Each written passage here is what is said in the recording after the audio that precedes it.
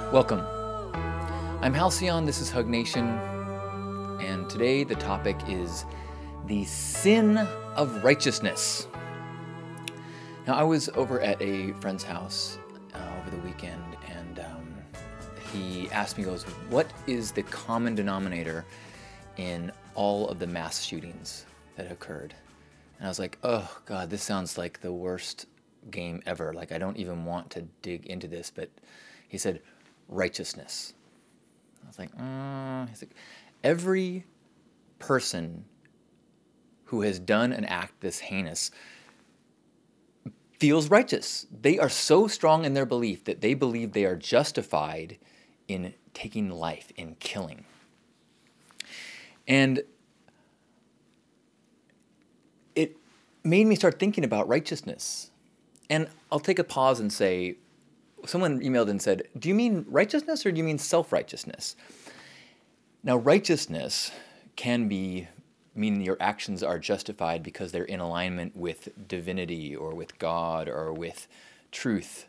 However, I would argue that most people who are doing self-righteous things feel like they are righteous. So let's just say righteousness in general is a dangerous area. It is a sinful playground. Now, if you are truly righteous, if you are aspiring to be in alignment with divinity and with source, which I often use that word to describe the path that I'm aspiring to, I think that if you are in alignment with source, you don't need me to specify your vocabulary. I'm reaching out to those that feel like they're righteous. And I noticed in the last week, especially after the California elections in the primaries, the righteousness on my Facebook feed has been insane. There's been so much anger and so much frustration and so much us, them, you suck, how could you be so stupid kind of thinking. And I get caught up into it. I get pulled into it. I see some comment, I'm like, what? I see someone post something and in an absolute way, and I go, no. And I immediately am pulled in, and I want to correct them, and I want to tell them why they're stupid. And it is like this powerful separation. It is the opposite of compassion and unity and oneness that I aspire to. And in this landscape of conflicting opinions, it's very hard. It's very hard not to get sucked into that righteousness. And we live in a time where there is access to so much information that anything that you want to believe, you can find backup data to support it. Look at YouTube comments and see how many people are powerfully convinced of the flat earth.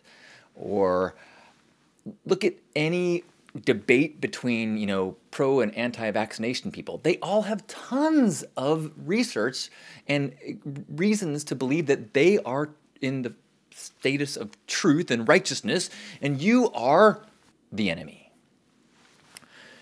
And so I'm realizing that the world that we're in right now has a body of information, a knowledge base that's getting wider and wider and wider and wider. And so there's so many more ways that you can believe that you are right. I mean, when I was growing up, if we had, a birthday party, the only thing a parent had to know is there any kids there with, nut allergies? Now, you need to understand, are people eating based on choices in vegetarianism? Are they eating based on choices in vegetarianism? Octo-lavo vegetarianism? Are they vegan? Are they gluten-free? Are they... There's just this kind of splintering.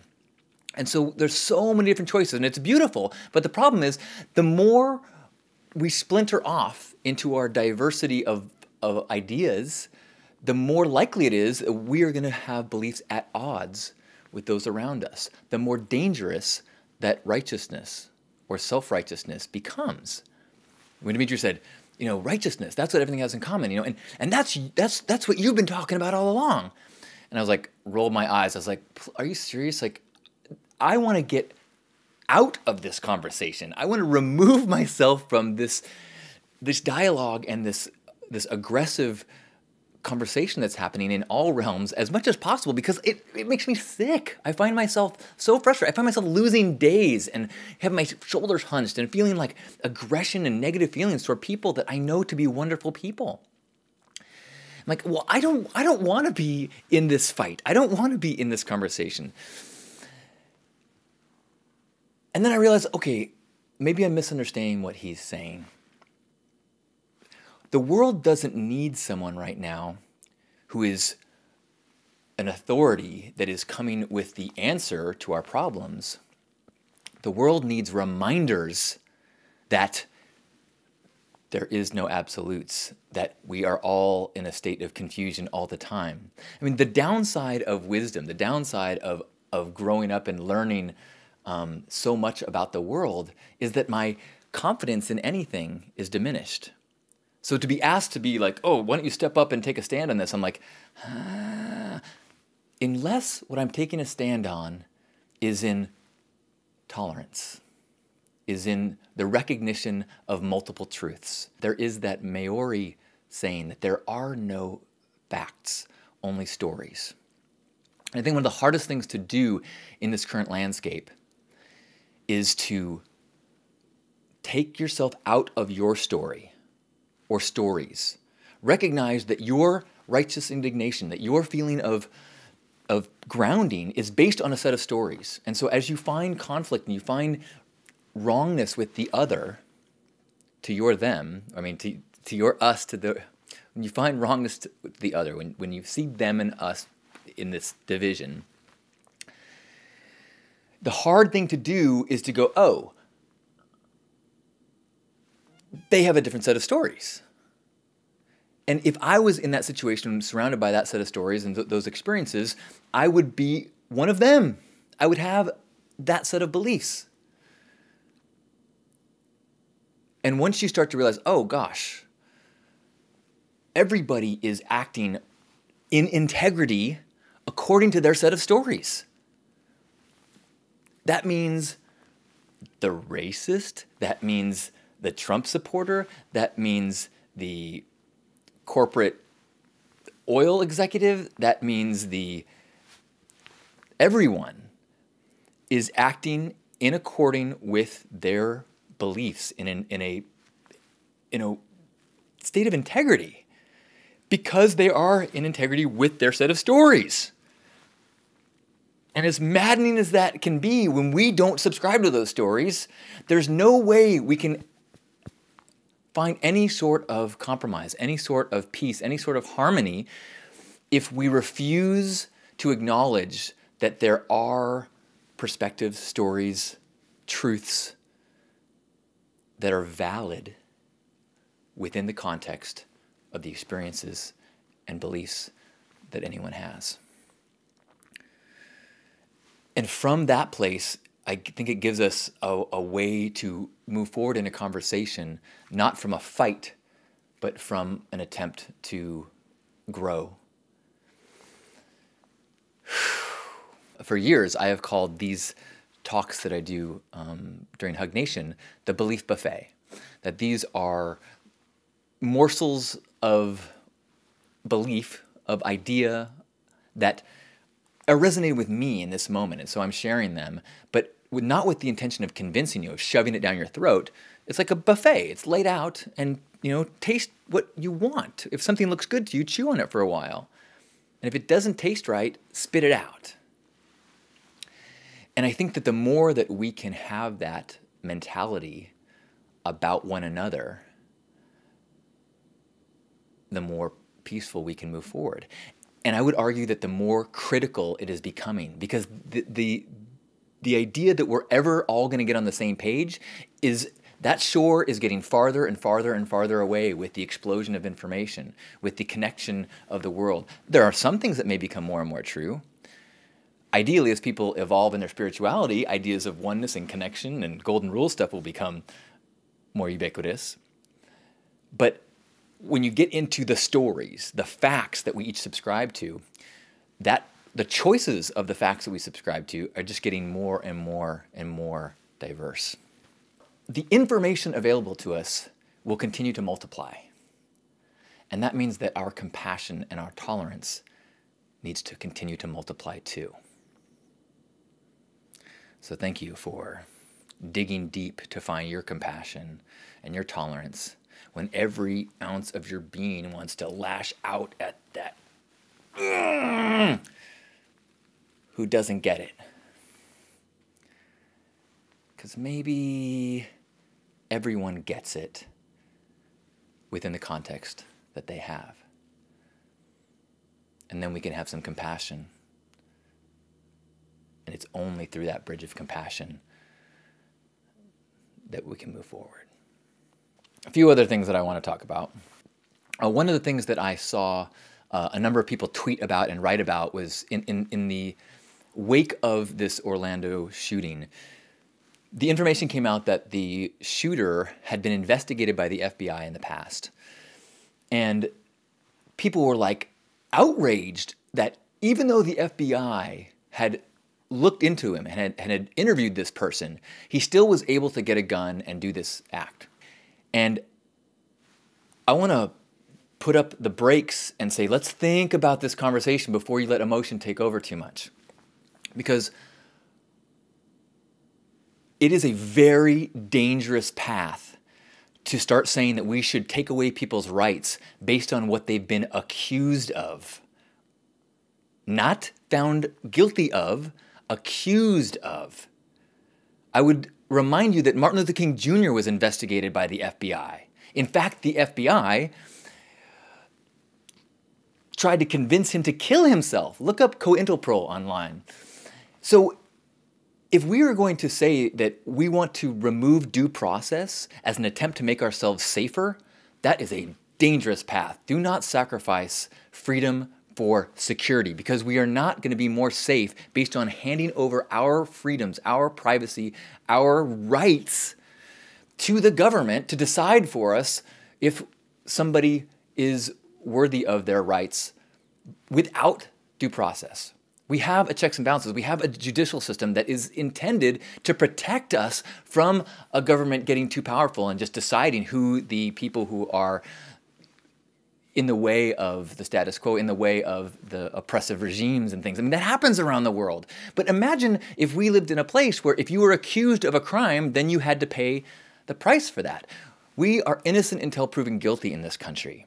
And while that may make us crazy upset every once in a while when that results in someone going free that we know is guilty, it is way better to deal with that frustration than to live in a country where the opposite is true and we are guilty until proven innocent, because that gives so much power to an oppressor. You may trust the president now. You may trust the leadership, the government, the police, the military. And if you do trust all those people, check your history books for a little bit and realize that is a naive stance. There is a reason why we have these checks and balances within our system. There's a reason why we have due process, because people are corrupt and there are manipulative, lying people on both sides of the law. I mean, we're finally having the phone footage to realize that there are police who are clearly abusing their power. And that is within a system that, has not been compromised by this belief that we should allow the government to accuse people and then punish them for that being accused. That's a witch trial scenario. When you start saying they are anti-USA, they are a terrorist, the fact that someone pointed the finger at you, even though there's no evidence to support that, means that you are now on the no-fly list, means that you can now maybe not vote. Currently you can vote, but also if you're a felon, you can't vote. What if they change the law that said if you're ever accused of a terrorist act, you can't vote? Boom, easy. My party starts accusing everybody of terrorist acts that might be voting for the other side. So my point is, it sucks that this guy got interviewed by the FBI, And that is the idea that we had him and then let him go, because at that point he was innocent of a crime. So we either need to change the law and then we punish people accordingly, or we do not punish people based on a simple accusation and an investigation. Again, Martin Luther King Jr. was investigated by the FBI. What if he was told that he could no longer have a right to assemble because he was on the FBI, anti-terror list, which he would have been if they had that at the time. Let me make sure that I'm clear that I am in favor of gun reform, and I am in favor of more restrictive access to guns, but I'm very scared of what happens when our country gets afraid and gets convinced by government that the way to feel safer is to give up our freedoms and trust the government to do what's best. I mean, I feel pretty safe right now, but if things got worse, if I'm seen as a voice of dissent and accused of spreading terrorist beliefs, maybe in this broadcast right here, this archive could be seen as a anti-America terrorist voice. Based on this, could I be accused by someone and be brought to a prison without due process, without a trial, and held there? That's not science fiction. That's not dystopian future. That's what we're talking about. One more just comments on Orlando. We've kind of gotten to a point where these atrocities are becoming commonplace. And I think that we need to settle in to an awareness that the world we live in right now is one where terrorist attacks happen. We live in a world where the tectonic plates are set up in such a way that there is pressure, and every once in a while there's going to be an earthquake. And we live in a culture, a global culture, where there's so many people and so much tension that there are explosions of fragile minds that lash out, and that is a part of the world we live in right now. We have, in the last 100 years or so, made so much progress in the way of medicine and in the way of just quality of life that we have, in many ways, banished death and illness like never before. And so we have this illusion of the normal way to live is to live until we're 90, 100 years old. And then we finally close our eyes and fall asleep. But the world is a violent place. The world is filled with accidents, and the world is filled with natural catastrophes, and the world is filled with people who lose it. And I think that when we have a country where we have 40,000 people a year that commit suicide, the chance that a handful of those people will kill others before they kill themselves, that people that have, there's 40,000 people a year that get to the point where they have nothing left to lose and find meaningless in it all. You don't think a handful of those people are going to act in a way that is dangerous or murderous? So rather than tell you, here's what we need to do to stop this in the future, I'm going to say, here's what we need to do to accept the world we live in. There's no reason to be afraid of terrorist attacks. If you are not afraid of driving to the store, where the chance of you getting in an accident and being injured and killed is way higher, then you should not be afraid of terrorist attacks. If you're not afraid of eating a standard American diet, which is a way higher chance of killing you, you should not be afraid of terrorist attacks. If you're not afraid of death by earthquake or death by volcano or tsunami, you should not be afraid of terrorist attacks. The purpose of a terrorist attack is to make you afraid of terrorist attacks. So we need to just accept The world is violent. The world is chaos. And rather than figure out what we can do to stop the chaos, we need to shift back and go, oh, what can I do to be present, to appreciate, to embrace the gift of this day? Yes, you should still save for your retirement, but you should know that it's not guaranteed. So in a time like this, when we have an atrocity, when we have this horrible mass death, whether it's by the hand of nature or by the hand of a human being, which is an expression of nature to some degree, we should see if we can help. We should tune in to those that are helping. Mr. Rogers famously said, in a time of great tragedy, focus on the helpers rather than those who are lost. And if once we know that we can't do any help ourselves, allow ourselves to mourn, allow ourselves to feel whatever we want to feel. And then love.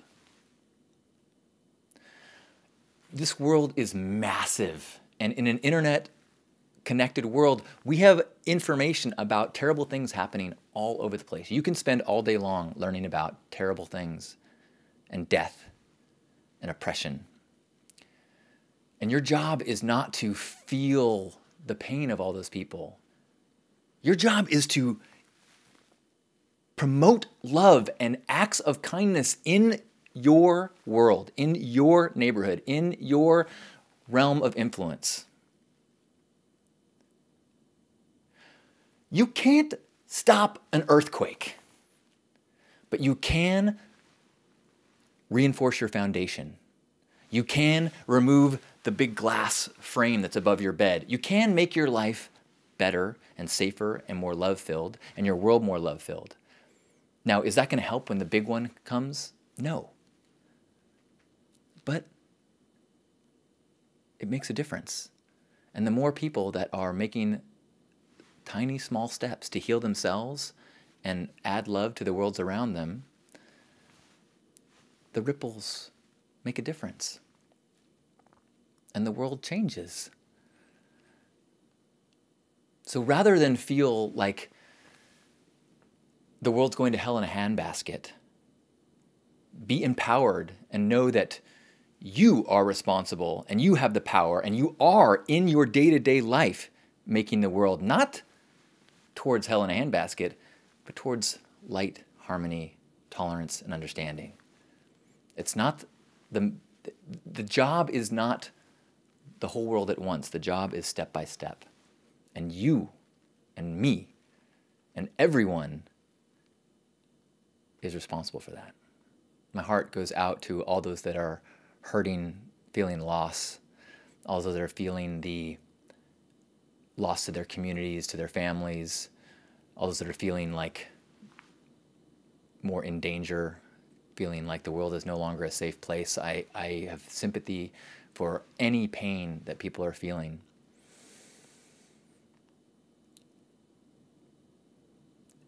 In Orlando, around our country, and around the world, there is every day someone feeling that pain. Every day someone is feeling that suffering. And every day we need to do what we can and love all we can. Thank you. I love you.